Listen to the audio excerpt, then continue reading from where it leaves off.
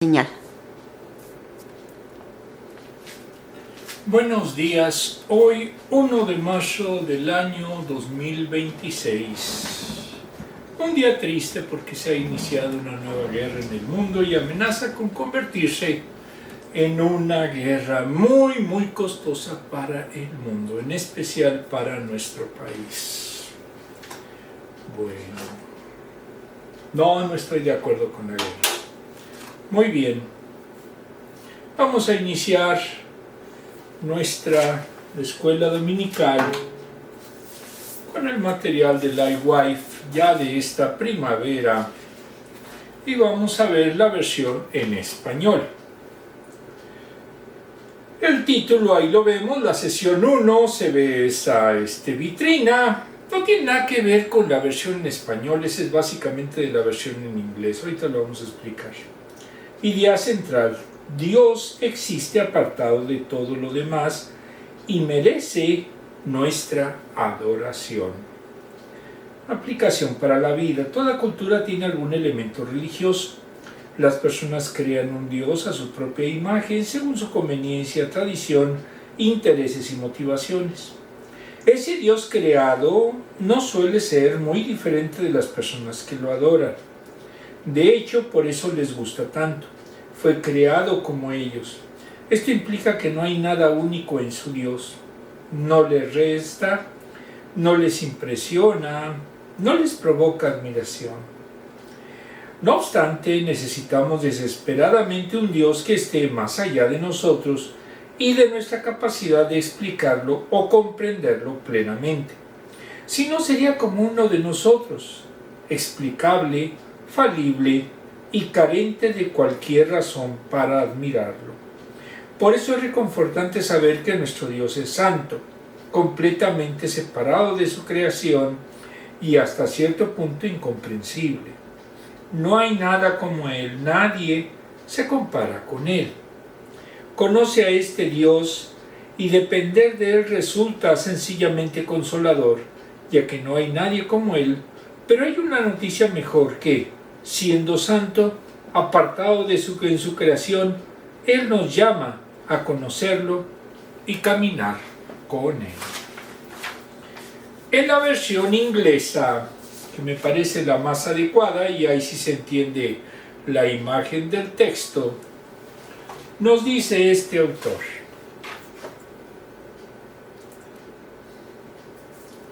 cuando mi esposa y yo nos casamos, teníamos dos categorías de vajilla en nuestra lista de regalos: vajilla de diario y vajilla de porcelana fina. 33 años después, seguimos usando nuestra vajilla de diario. Bueno, a diario, pero la porcelana fina está en el estante superior. Es solo para ocasiones especiales. Nuestra vajilla de bodas tiene un patrón que ya ni siquiera se fabrica. Así que debemos tener mucho cuidado de no romperla. La plata de la boda tiene su propio estuche de madera especial. Está apartado. No recuerdo la última vez que utilizamos nuestra vajilla de boda. De hecho, ni siquiera estoy seguro de cómo es el diseño. Aún así, ahí está, en el estante superior, por si el presidente o algún jefe de Estado se acerca. La paradoja de Dios es que Él debe ser consagrado como la porcelana fina, pero es todo menos frágil. Es valioso más que la plata fina, pero espera que lo involucremos en nuestra vida diaria. No solo quiere estar presente en ocasiones especiales, quiere estar presente en cada comida. Muy bien, vamos a iniciar ahora. Ya vimos el porqué de la imagen de la vajilla. Muy bien, vamos a iniciar ahora con el camino teológico. Salmo 99 del 1 al 3. Creo que hasta hay una canción de este salmo, o varias. El Señor es Rey, que tiemblen las naciones. Él tiene el trono entre querubines, que se estremezca la tierra.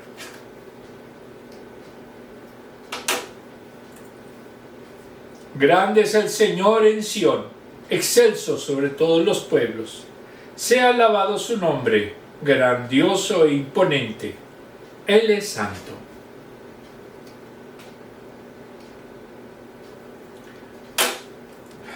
Entonces, el estribillo, la enseñanza teológica de este salmo es: Dios es santo. Vamos a ver el contexto. Salmo 99. En el libro Los Salmos de C.F. Keil y F.J. Delis, editorial CLIE, nos dice que su título es Canto de Alabanza en honor del tres veces santo. Es el tercer salmo de lo que se han llamado Dios reina, Salmos 93 y 97, y este Salmo 99. El salmo se divide en tres partes, de las cuales la primera, versículos 1 al 3, termina con la frase Él es santo. La segunda, versículos 4 y 5, concluye con la misma frase. Y la tercera, versículos 6 a 9, es más desarrollada porque es santo nuestro Dios, formando así una especie de eco del triángulo de serafines de Isaías 6. La primera y segunda corresponden al tercero y sexto días de la creación, Génesis 1. Incluye cada uno dos obras creadas. Ben Gell dice que, cita, el Salmo 99 consta de tres partes, de las cuales se celebra al Señor como aquel que ha de venir, como el que es y como el que era. Y cada una de ellas culmina con una confesión que nos conduce a la alabanza. Él es santo. En el libro Comentario de los Santos de Samuel Pagán, editorial Patmos, nos dice que este salmo forma parte del libro cuarto de los Salmos. Finaliza la sección de poemas dedicados a la realeza de Dios. Son himnos que celebran la soberanía divina y ponen de manifiesto la importancia de la verdad y la justicia en la administración del Rey Eterno. Desarrolla la temática de los Salmos 96 a 98, el reinado del Señor, su poder centrado en Sión, es compromiso con la justicia y la revelación histórica de su naturaleza y sus maravillas. Añade, hay un elemento literario y temático: Dios es santo. Debe de ser producto del periodo posexílico. Su contexto debieron haber sido las fiestas zonales del pueblo, particularmente las de Año Nuevo, que celebraban la soberanía del Señor y su poder extraordinario. El autor debió haber sido algún israelita que entiende que la monarquía pasó a ser parte de la historia antigua del pueblo al reconocer las realidades políticas y sociales de Judá, luego del exilio. Y aunque el salmo no tiene título hebreo, la Septuaginta, que es la traducción de la Biblia hebrea al griego, incorpora la expresión Salmo de David para ubicar el poema en esta tradición del Salterio. En su estructura, los versículos 1 al 4 los titula Como el Señor es Rey en Sión sobre los pueblos. Del versículo 5 es la exaltación del Señor. Los versículos 6 al 8, el Señor responde al clamor del pueblo. Y en el 9 es un estribillo de exaltación al Señor. En el libro Prédica los Salmos de Stephen J. Lawson, editorial Proyecto Nehemías, nos dice que este salmo se ubica en lo que es uno de los salmos dedicados al reinado, y es una categoría que se enfoca o en el rey terrenal de Israel, el rey davídico, o en el rey celestial del universo. Para este autor, hablar del rey terrenal o celestial y mirar hacia la venida final de Cristo, que reinará en la tierra, 95 al 98. El énfasis está puesto en el Dios soberano, en la creación, en la provisión y en la salvación. En el libro de Samuel Pagán, los versículos 1 al 4, comienza con la expresión teológica que caracteriza esta sección: la proclamación solemne de la majestad divina. El Señor es Rey, y ante su soberanía extraordinaria, los pueblos tiemblan. Su trono se establece sobre los querubines, que es una posible alusión al Arca del Pacto, que está ubicada en Sión, que es una referencia poética a la ciudad de Jerusalén. Ante la grandeza de Dios, la tierra se conmueve y los pueblos se exaltan. El Dios monarca y soberano, que establece pactos con su pueblo y selecciona a Sión para morar, manifiesta su extraordinario poder y las naciones todas lo reconocen con admiración. El poder divino se manifiesta de manera internacional para poner de manifiesto su justicia, rectitud y santidad. Y estos tres elementos nos permiten comprender su naturaleza divina y el poder relacionado con su nombre, que en la antigüedad era una referencia a su esencia más íntima y característica. El nombre es lo que definía a las personas, incluyendo a Dios. El tema de santidad se repite tres veces, 3, 6 y 9, y se debe asociar con su realeza y con su justicia. El poeta identifica al pueblo como Jacob, versículo 4, que evoca las gestas antiguas de liberación, que alude a las intervenciones salvadoras de Dios a través de la historia nacional, particularmente en sus comienzos. En el libro de C.F. Keil y otros, los versículos 1 a 3 nos dice que expresan hechos que vienen y que son el resultado inevitable del dominio real de Dios, que se realiza desde el cielo y que abajo desde Sión, sobre todo el mundo. Sobre querubines, Salmos 82, 18, 11. Constituye una definición de la manera en que Dios reina. Entronizado sobre los querubines tiembla la tierra.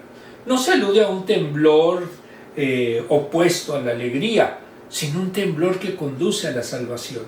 Incluso si la tierra estuviera quieta, no podría salvarse, pero cuando fuere movida y tiembla, entonces podrá recibir la salvación.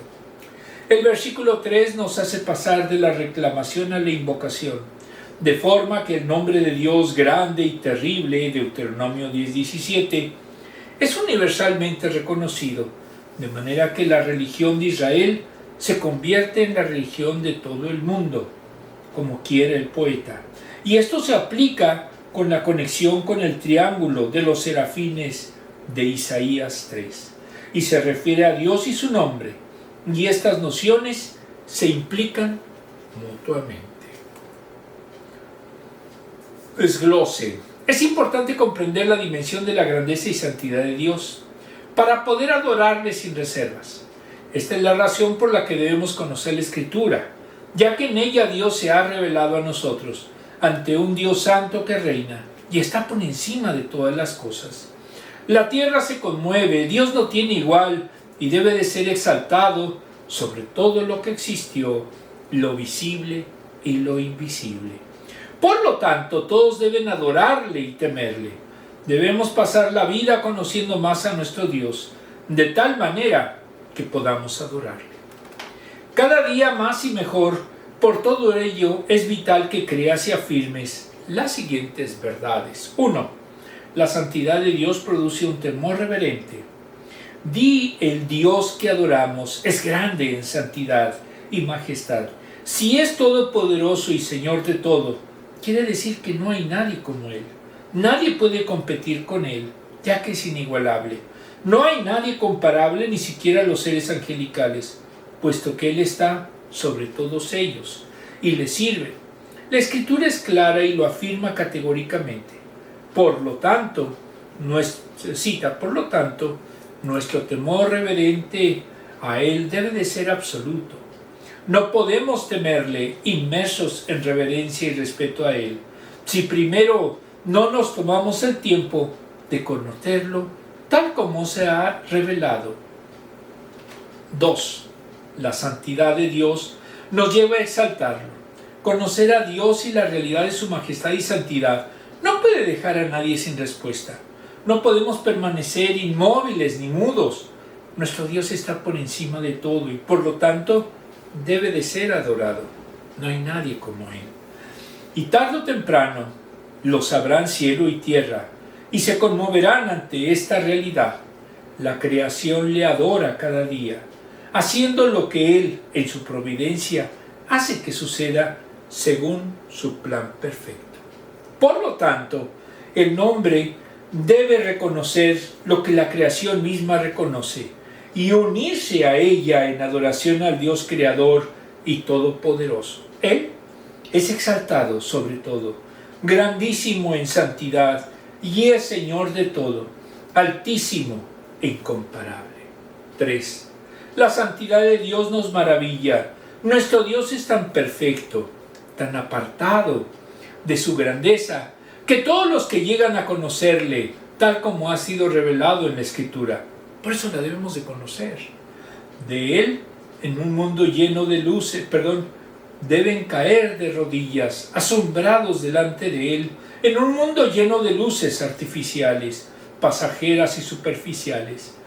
La luz de Dios, su grandeza y su santidad deben brillar con fulgor propio, una luz propia, imperecedera y eterna, que revela lo oculto hasta el rincón más profundo, proclamando su grandeza. Es importante conocer a Dios y no ser cautivado por su gloria, o en otras palabras, su santidad hecha visible. Aprovechemos el tiempo en la vida que Dios nos da para conocerlo profundamente, a fin de maravillarnos ante Él y adorarlo. ¿Y dónde lo podemos conocer? En la Escritura. Si no la conocemos en la Escritura, ¿cómo lo vamos a adorar? ¿Cómo vamos a poder entender la dimensión que tiene nuestro Dios? Bueno, vamos a ver estas dos preguntas. ¿Dónde anda mi ingeniera de sonido?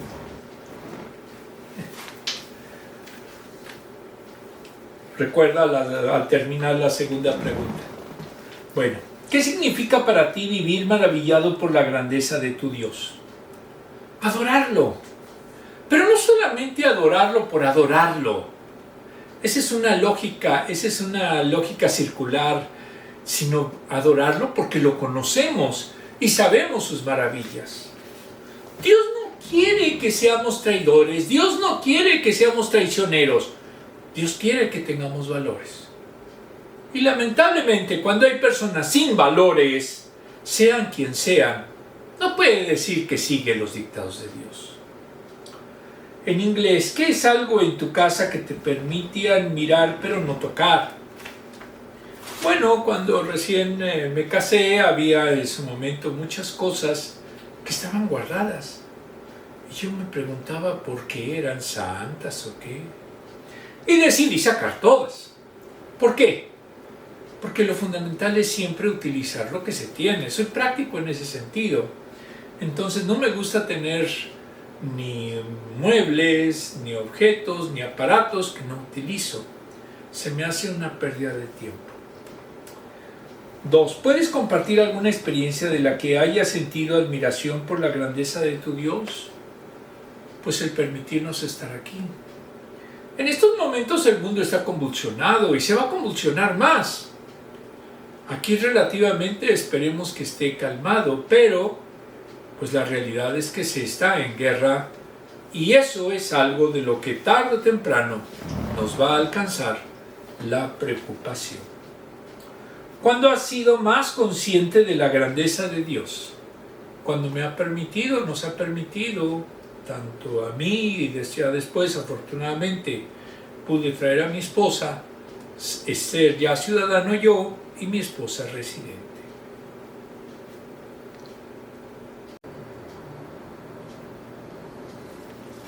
Muy bien, vamos a continuar ahora con los dos siguientes versículos. Versículo 4. Rey poderoso que amas la justicia, tú has establecido la equidad y has actuado en Jacob con justicia y rectitud.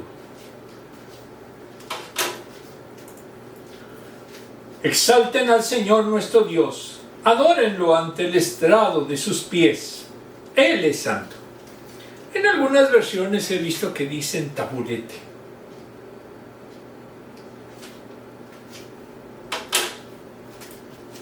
En el post dice, el cielo es su trono y el estrado de sus pies la tierra. Isaías 66:1. Como vemos, siempre está conectado todo. Aquí vimos en Salmos, pero también está vinculado con Isaías. Contexto: santidad de Dios. En el libro Teología Sistemática de Millard Erickson, editorial CLIE, este es el libro que utilicé en el seminario, nos dice que la santidad es una de las cualidades morales de Dios y en ese sentido representa la pureza moral. Está absolutamente libre de lo perverso y maligno. Su pureza moral incluye 3 dimensiones. 1. Santidad. 2. Rectitud. Y 3. Justicia. En cuanto a la primera, que es nuestro tema, nos dice que hay 2 aspectos básicos de la santidad. Primero, su singularidad. Es decir, está totalmente separado de la creación. Es lo que Louis Berkhoff llamó majestad, santidad de Dios. Esto queda expresado en Éxodo 15:11. ¿Quién como tú, Jehová, entre los dioses? ¿Quién como tú, magnífico en santidad, terrible en maravillas, hazañas, hacedor de prodigios? Expresiones similares de lo sublime, de lo exaltado, del esplendor de Dios. También lo vemos en 1 de Samuel 2:2 e Isaías 57:15. Isaías vio a Dios sentado en un trono alto y sublime. Los cimientos se estremecen y la casa se llena de humo. El serafín daba voces diciendo: Santo, Santo, Santo. Jehová de los ejércitos. Isaías 6, del 1 al 4. La palabra hebrea para santo es kadosh, que significa distinguido, apartado del uso común o ordinario. El verbo del que se deriva sugiere cortar, separar, mientras que en las religiones de los pueblos alrededor de Israel se aplicaba a objetos, acciones o personas implicados en la alabanza.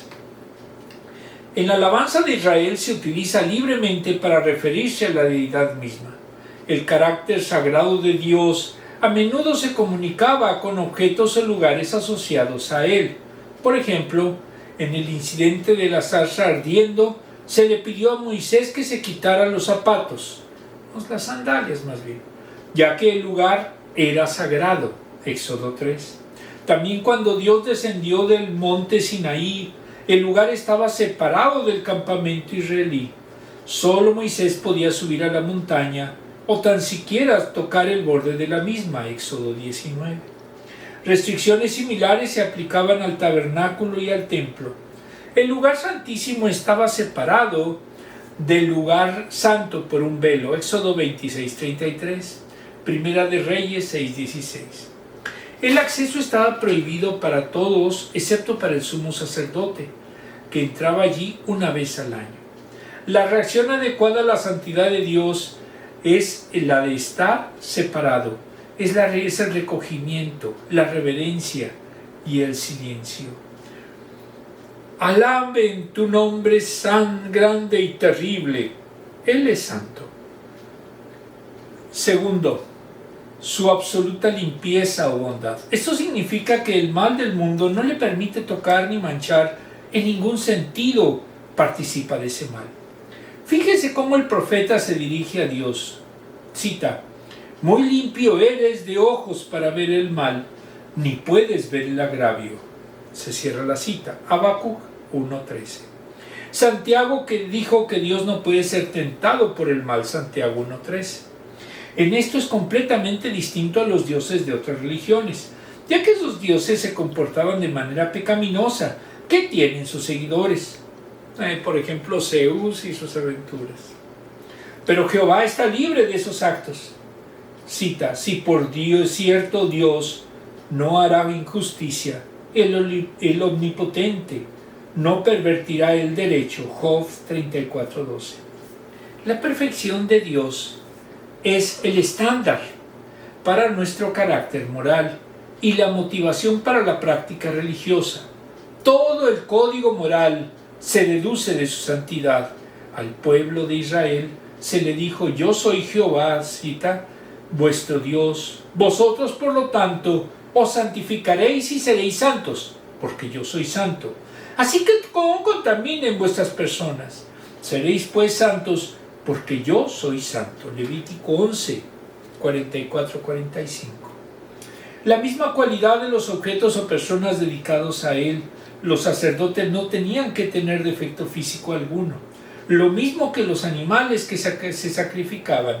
Levítico 1:3 y 10, 10:3, 1 y el 4:3.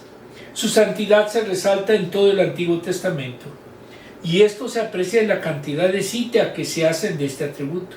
Lo consideran el más importante de todos.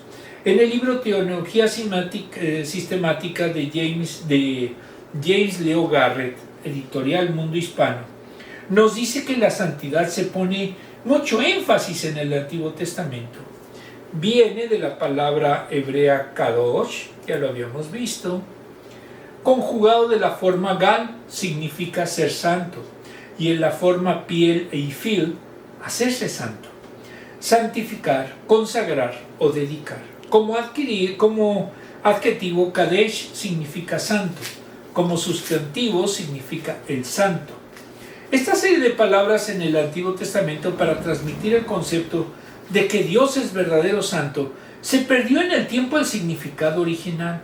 Se cree que tenía un significado físico o no, religioso en las lenguas semánticas, aunque solo ha sobrevivido el uso de carácter religioso. Se le da la idea de cortar, separar y por lo tanto enaltecer. En el Antiguo Testamento parece que santo o santidad denotaban la idea de separación o trascendencia. La santidad significa lo que sea singular, distinto y trascendental, distinto a la humanidad. El énfasis en el Dios Santo evitó que los autores del Antiguo Testamento cayeran en el panteísmo. Esto es pensar que todo está en Dios o todo es Dios. O en el inmanetismo, que todo surge de Dios y que siempre está ligado a Dios. El estar separado en su sentido negativo, el sentido positivo porque Dios está separado y es distinto. Porque es Dios. El santo es el enteramente otro. En términos santos se usó en el Antiguo Testamento y en religiones paganas como sinónimo de la deidad misma. Entonces no es solo una característica o peculiaridad del ser supremo, sino el hecho o el ser especial de la divinidad. En Isaías, Santo de Israel aparece 27 veces. El Santo de Israel en Salmos 89:18. El Salmo en medio de ti se usa en Oseas 11:9. Por último, en el libro Teología Sistemática de Wayne Grudem, editorial Vira, nos dice que a Dios no le podemos ver fragmentado, ya que en Él se incluyen todos los atributos. Entonces Él es enteramente santo, enteramente misericordioso, enteramente justo, etc. Todo atributo de Dios que encontramos en la Biblia es verdad de todo el ser de Dios, y podemos decir que todo atributo de Dios califica a todos los demás atributos. Entre los atributos comunicables de índole moral, el autor señala la santidad. Quiere decir que Él está separado del pecado y dedicado a mantener el alto su honor. Contiene una cualidad relacional, separación, y una cualidad moral, la separación del pecado o del mal, y la devoción al bien, del honor o gloria de Dios. Y eso es algo bien importante. Dios no quiere traiciones, Dios no quiere que faltemos a la palabra. Dios quiere en su momento que siempre honremos la palabra y que si decimos la verdad, que si decimos algo, sea verdad, no mentira. Cuando hay engaño, no es de Dios, ese es del maligno. Ahora, y la devoción. En el lugar santísimo se guarda el área del arca del pacto. Era el lugar más separado del pecado y del mal, y más plenamente dedicado al servicio de Dios. También el lugar donde Dios mismo moraba era en sí mismo santo. Salmos 24:3. El sábado es santo porque Dios lo bendijo, lo santificó. Éxodo 20:11, Génesis 2:3.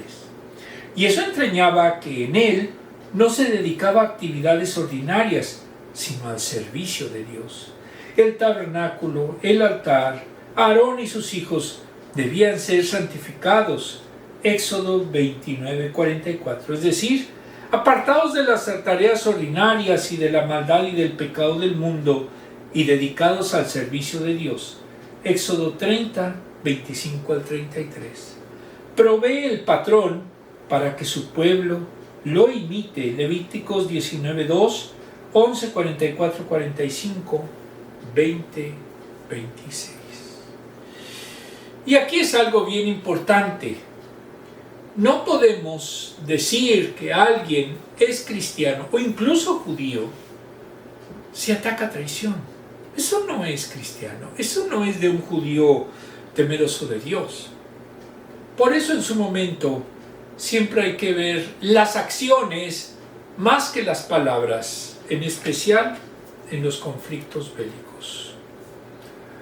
Versículos 4 y 5. En el libro de Sefer Keil y otro nos dice que el segundo Sanctus celebra a Dios por su continuo reinado de justicia en Israel.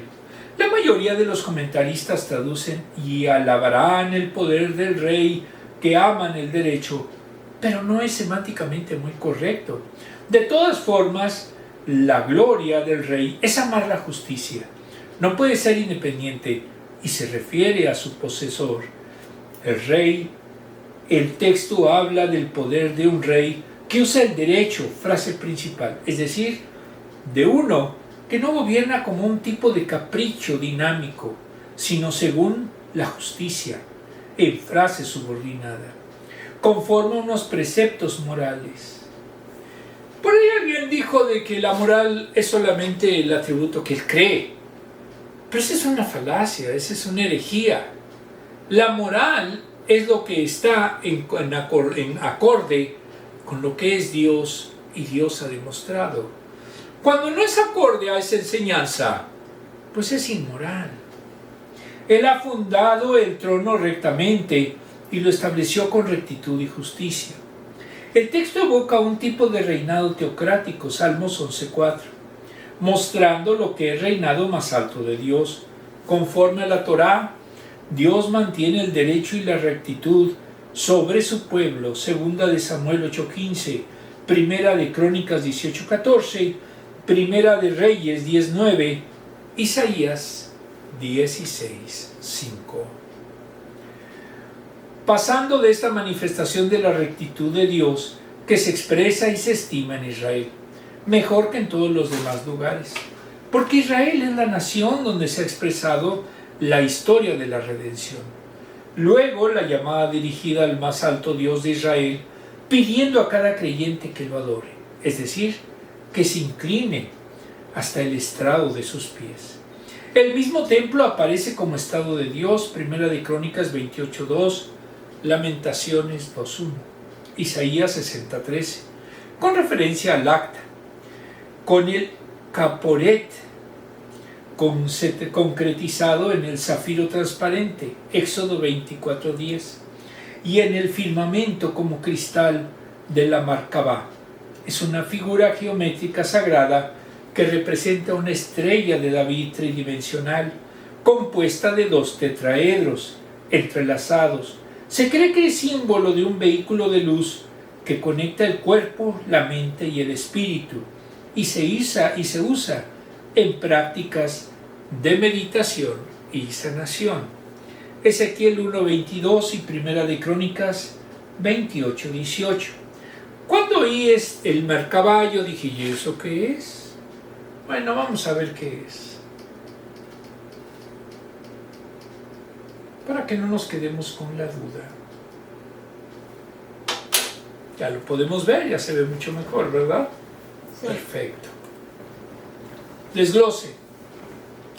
Es un regalo que a través de la palabra de Dios podemos conocer al Dios Santo que nos ha sido revelado por su buena voluntad a través de la Escritura, a fin de que, reconociendo la gran distancia que existe entre su justicia y lo que nosotros conocemos por justicia en esta tierra, podemos rendirnos ante Él en adoración suprema.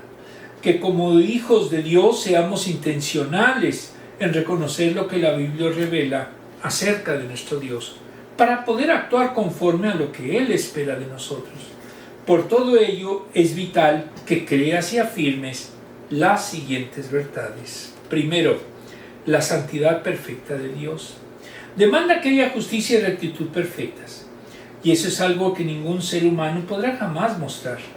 Dios existe tan apartado en su justicia que esta es parte inequívoca de su identidad.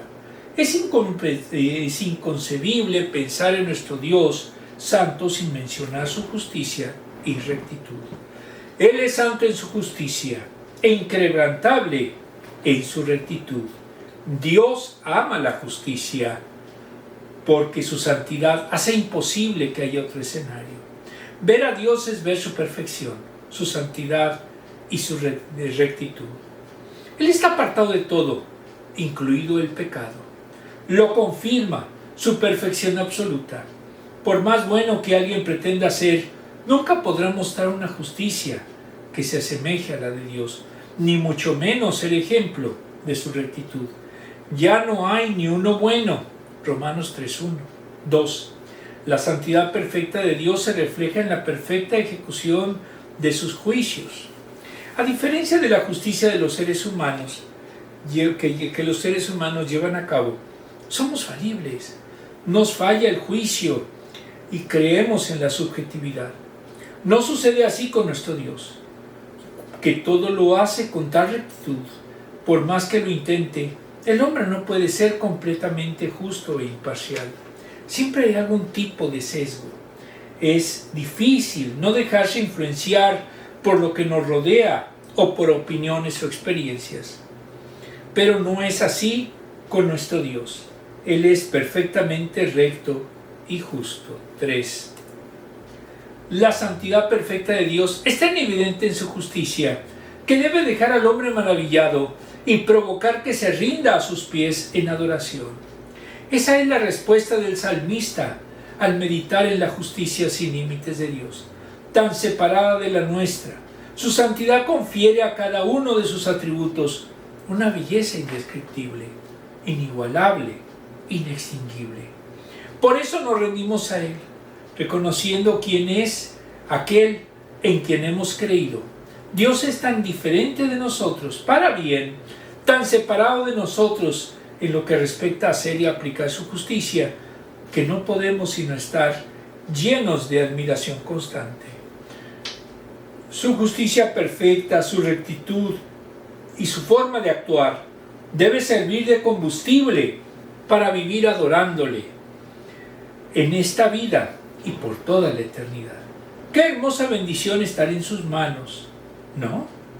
Si Él, a través de Jesús, nos declara justos, Romanos 3 del 21 al 26, esas son las mejores noticias que podríamos escuchar, que nuestro corazón rebose de gratitud hacia nuestro Dios, adorándole cada día, que Él nos permita vivir. Muy bien, vamos a ver la siguiente pregunta.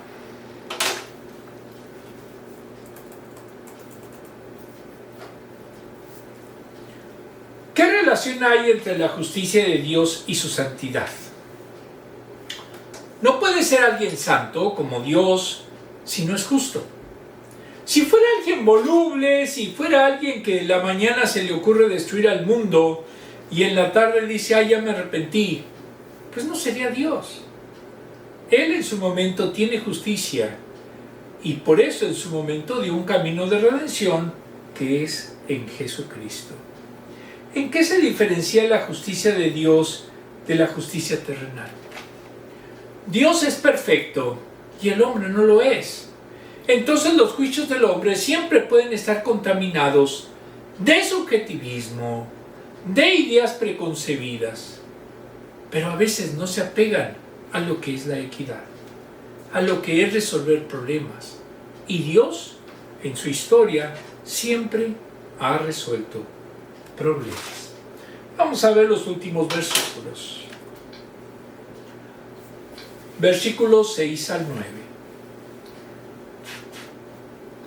Moisés y Aarón se contaban entre sus sacerdotes, y Samuel entre los que invocaron su nombre. Invocaron al Señor, y Él les respondió. Les habló desde la columna de nube, cumplieron con sus estatutos, con los decretos que Él les entregó. 8. Señor y Dios nuestro, tú le respondiste, fuiste para ellos un Dios perdonador, aun cuando castigaste sus rebeliones. Exalten al Señor nuestro Dios, adórenlo en su monte santo. Santo es el Señor nuestro Dios.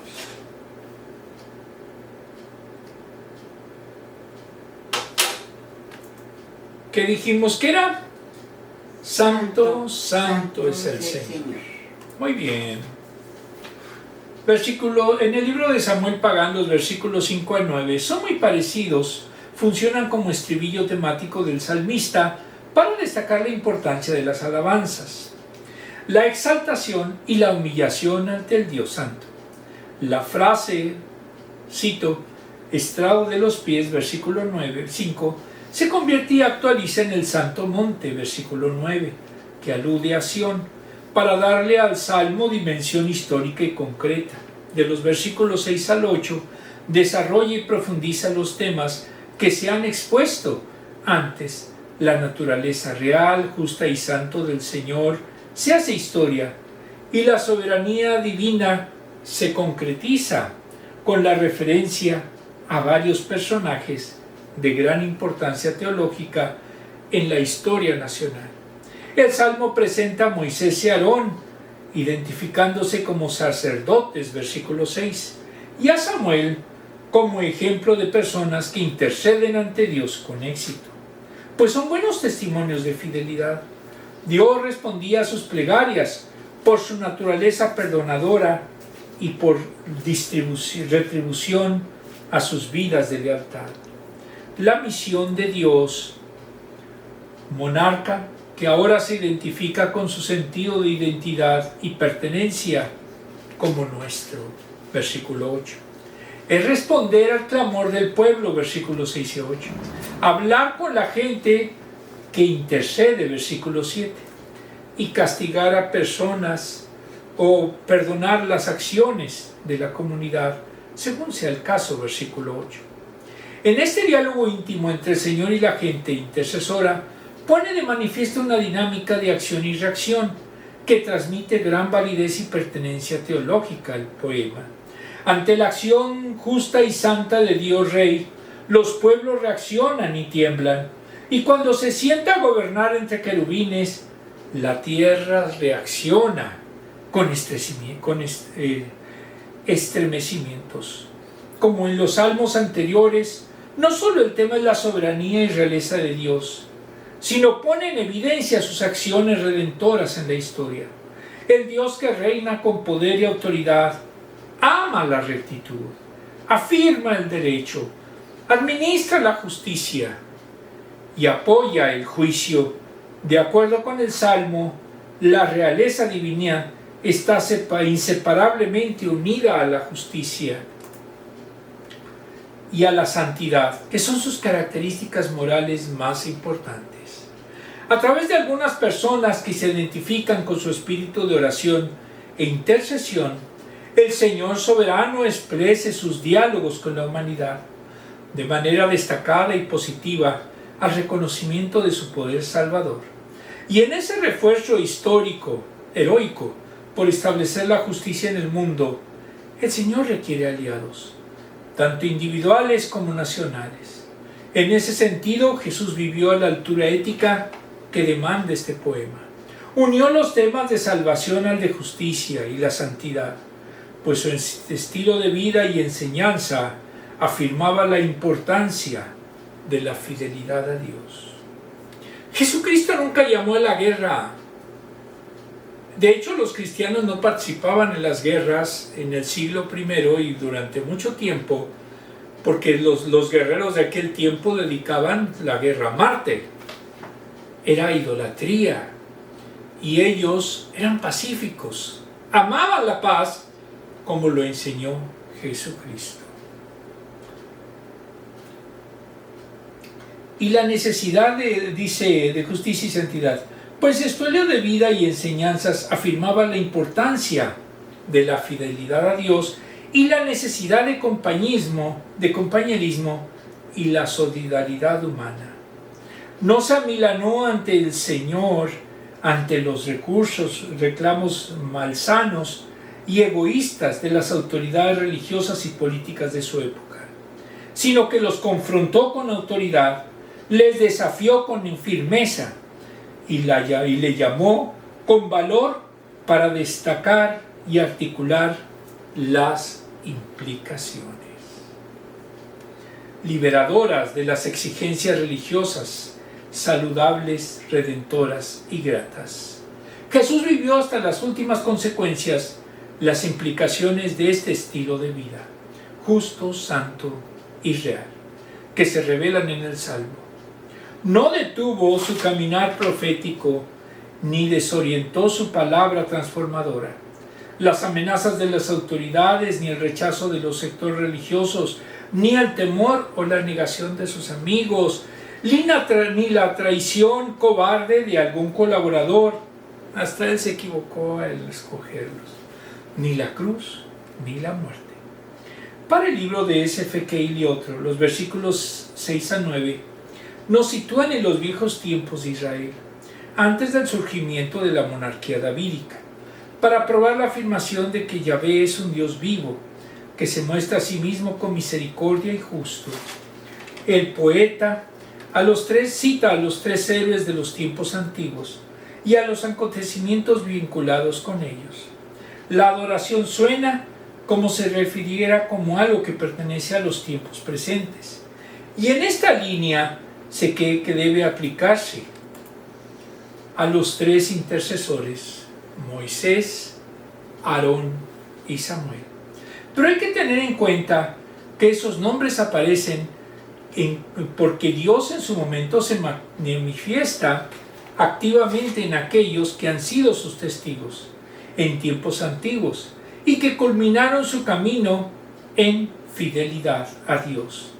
En el versículo 7 está poniendo de realce el hecho de que Dios hablaba con esos testigos desde que la columna de la nube. Es una visión, por lo cual los futuros han de expresarse como expresión y cumplimiento final de un pasado que se toma como normativo en el presente. Moisés y Aarón estaban como sacerdotes de Dios, y Samuel entre aquellos que lo invocaban. Aquí no solo se destaca la importancia de estos tres personajes, sino de toda la nación de las 12 tribus, con los sacerdotes y orantes que pertenecían a ella. En el versículo 7 aparece que Dios no solo resolvía los problemas por sus intercesores, ya que se revela a todo el pueblo por medio de la columna de nube, Éxodo 33:7. En el versículo 8 nos muestra cielo.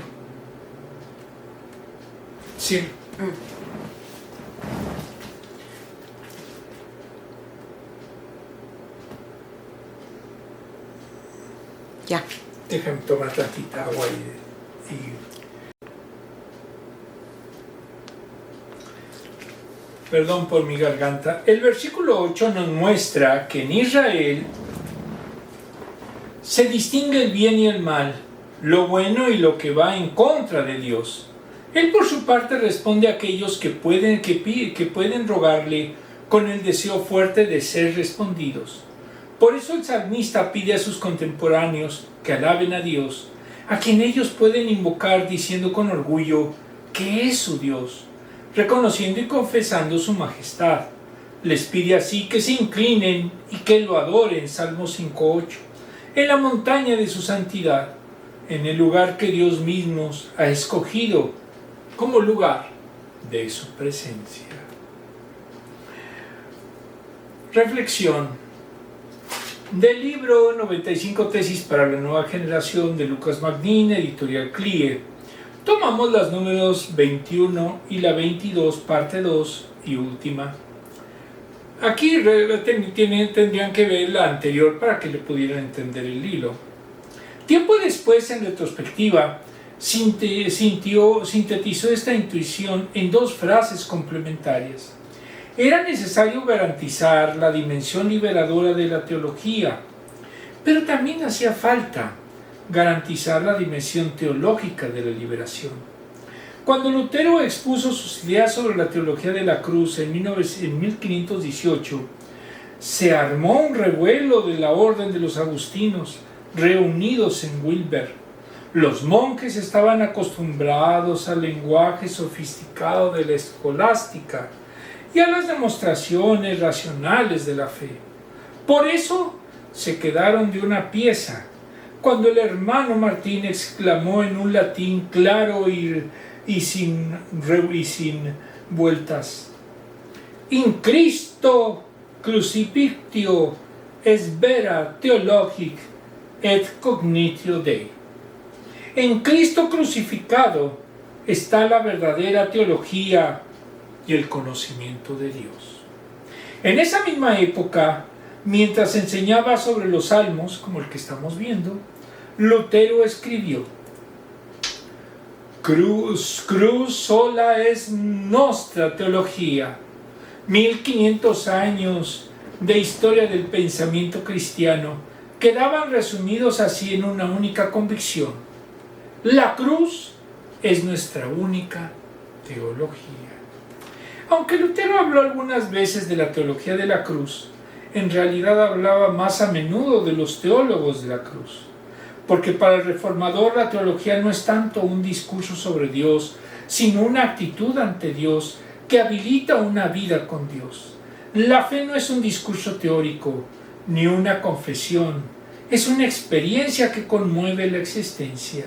Lutero creía que solo a los pies de la cruz podemos hablar de Dios, de la Biblia o de cualquier doctrina, en un lenguaje mucho más moderno, pero con la misma convicción luterana.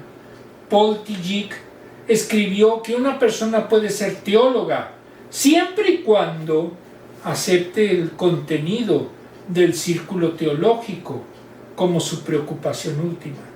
Los teólogos de la gloria convierten a Dios en un adjetivo, en un elemento pasivo y marginal de sus especulaciones. Ya tienen resueltas de antemano sus conclusiones y suman posteriormente a Dios, a su edificio, para darle mayor peso e importancia. Los teólogos de la cruz, por el contrario, no se presentan ante Cristo con un mapa de ruta previamente establecido por su racionalidad, su cultura, su identidad personal o colectiva. Más bien permiten que Dios sea Dios, por más enigmático y difícil que le resulte. La revelación de Dios en la cruz de Cristo siempre representa la fuente primordial de sus convicciones. La cruz es el símbolo supremo de la incomodidad teológica, el vórtice inclasificado donde confluyen la paradoja, el sacrificio y el misterio. La cruz es el aguijón en la carne de la Iglesia. Cita una cifra epistemológica que desestabiliza todos los discursos teológicos y teóricos, todos los méritos especulativos. Fin de la cita. Nietzsche entendió muy bien la demanda potencial que tenía una fórmula como Dios en una cruz. Cita: nunca, ni en ningún lugar había existido hasta este momento una audacia igual en dar la vuelta a las cosas. Nunca, ni en ningún lugar, se había dado algo tan terrible, interrogativo y problemático como esa fórmula. Ella prometió una transformación de todos los valores antiguos. Fin de la cita. Cada vez que perdemos el rumbo, nos distraemos con espejismos o acomodamos el Evangelio a nuestro antojo, la cruz de Cristo irrumpe en el horizonte para poner en crisis nuestro cristianismo de medio pelo.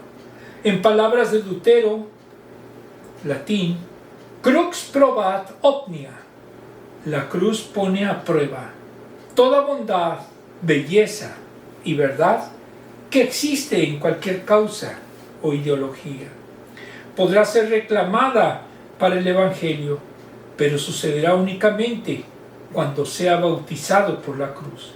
Parafraseando a Lutero, cuando el cristianismo intenta dialogar con los problemas más urgentes de la agenda cultural, pero lo hace sin la teología de la cruz, malgasta las cosas mejores en forma pésima. La fe pierde su tesoro, aquello que la hace especial, lo que podría encenderla en su potencia más creativa.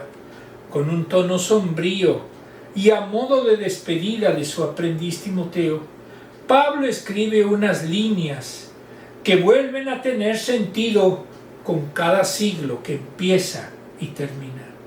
Si en Atenas, en el Areópago, defendió la importancia de traducir la fe para que sea inteligible a toda cultura, aquí Pablo alerta contra la capitulación del cristianismo. Cita: llegará el tiempo en que la gente no escuche más la sólida y sana enseñanza. Seguirán sus propios deseos y buscarán maestros que les digan lo que sus oídos se mueren por oír. Yo conozco muchos. Rechazarán la verdad, irán tras los mitos. Se cierra la cita. Y a continuación agrega con inmensa sencillez y actualidad, cita: pero tú debes mantener la mente clara en toda situación. No tengas miedo de sufrir por el Señor. Ocúpate en decirles a otros la buena noticia y lleva a cabo el ministerio que Dios te dio. Segunda de Timoteo 4, del 3 al 5. Una teología que se avergüence del Evangelio ha renunciado a su ancla, a su brújula y a su identidad. El círculo teológico ya no es preocupación última. Sus labios pueden hacer sofisticados discursos sobre una fe que ya no le quema el corazón. Si realmente quiere ser cristiano y no perderse en los pasillos de la urgencia y la opinión pública, todo diálogo cultural deberá dirigirse a los pies de la cruz, para comprender desde ahí su traducción. Si no logra recordar que Cristo es su prioridad por encima de cualquier otra causa, será tan solo el eco del eco del eco de una utopía. Amén. Muy bien. Vamos a ver ahora las últimas preguntas.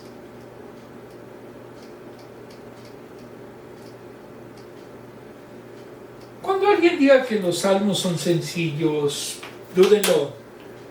Vean este ejemplo que no es nada. Perdón, faltan antes de las preguntas. Desglose. La reacción de lógica de todo aquel que cree en Él, que le siga y vive para Él, es devoción absoluta. Nadie merece tanto honor y gloria como nuestro Dios. Siendo tan grande, santo e inalcanzable, se ha acercado a nosotros, pecadores, para darnos propósitos, perdón y vida eterna, paz y sentido.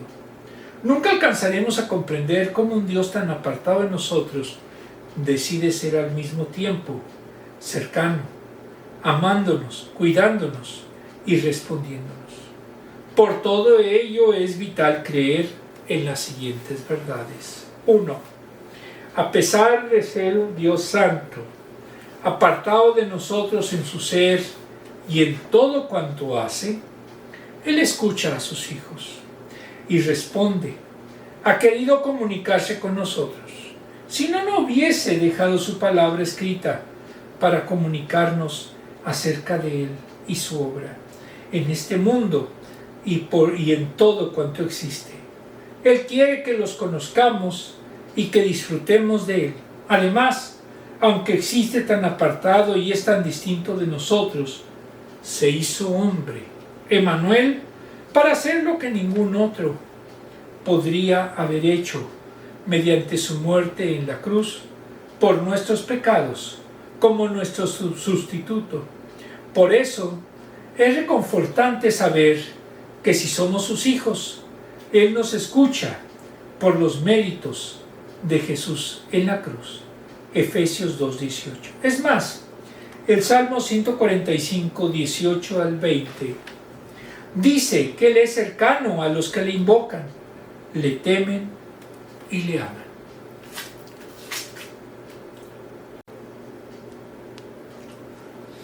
Dos, Dios, que por naturaleza existe apartado en sus acciones hacia nosotros, es un Dios perdonador, que paga adecuadamente a cada uno conforme sus obras. Él se goza en salvar y perdonar, pero ejecutará su juicio justo. Tanto perdonar como condenar son parte de su juicio, de un juicio justo, y esto trae mucha gloria a Él, y es coherente con su absoluta santidad.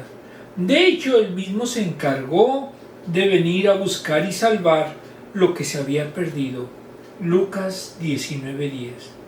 La pregunta es si aceptaremos voluntariamente su oferta de justicia por nuestros pecados, 1 de Pedro 10:18, o si decidimos pagar por nuestra propia cuenta.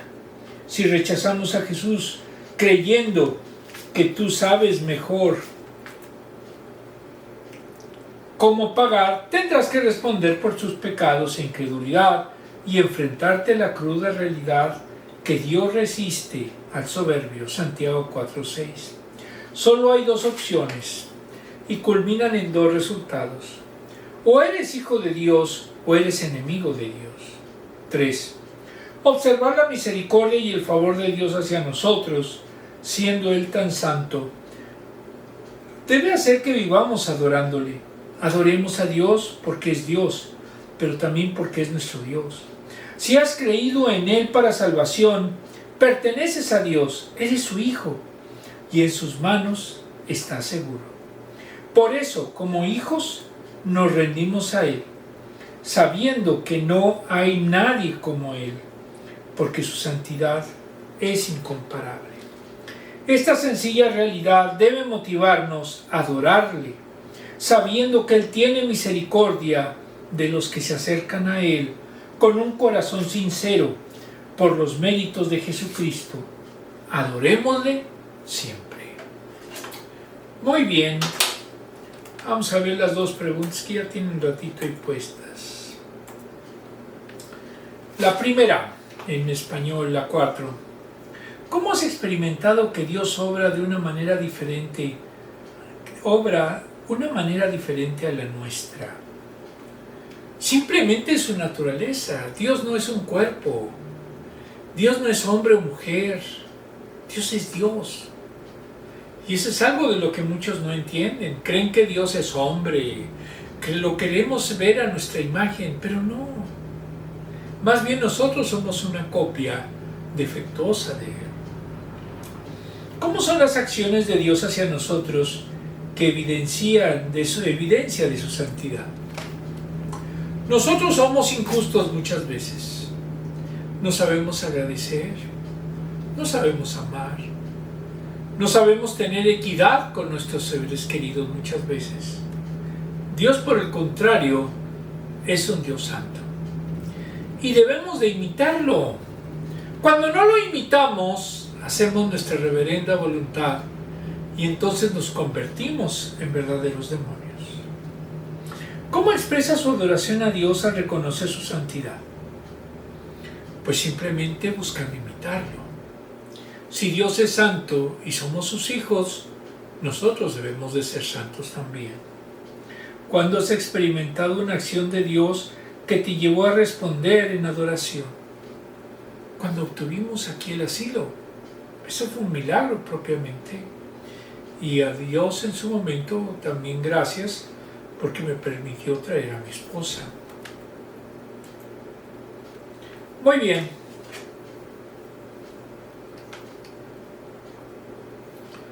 Vamos por último todos los Salmo 24, 3 y 4. ¿Quién puede subir al monte del Señor? ¿Quién puede estar en su lugar santo? Solo el de manos limpias y corazón puro, El que adora ídolos vanos, ni jura a Dios. El que no adora, perdón, a ídolos vanos, ni jura a dioses falsos. Salmo 24, 34. 3 y 4. 3 y 4. Muy bien, vamos a hacer una pequeña oración. Amantísimo Padre, estamos preocupados, estamos tristes. La violencia se ha apoderado de Medio Oriente y no sabemos hasta dónde va a llegar. Las consecuencias se verán en los próximos días. Y Señor, te pedimos misericordia. No podemos juzgar si fue bueno o fue malo, pero algo estoy seguro. No fue conforme a tu voluntad, sino fue en rebeldía a tu santidad. Porque no hay un fundamento real para una agresión que hizo nuestro país. Señor, te pedimos por la vida de nuestros soldados, pero también, Señor, te pedimos que brille la justicia y que se evite el derramamiento de sangre inocente. Todo esto, Señor, te lo pido en el sagrado nombre de nuestro Señor Jesucristo. Amén. Nos vemos la próxima semana.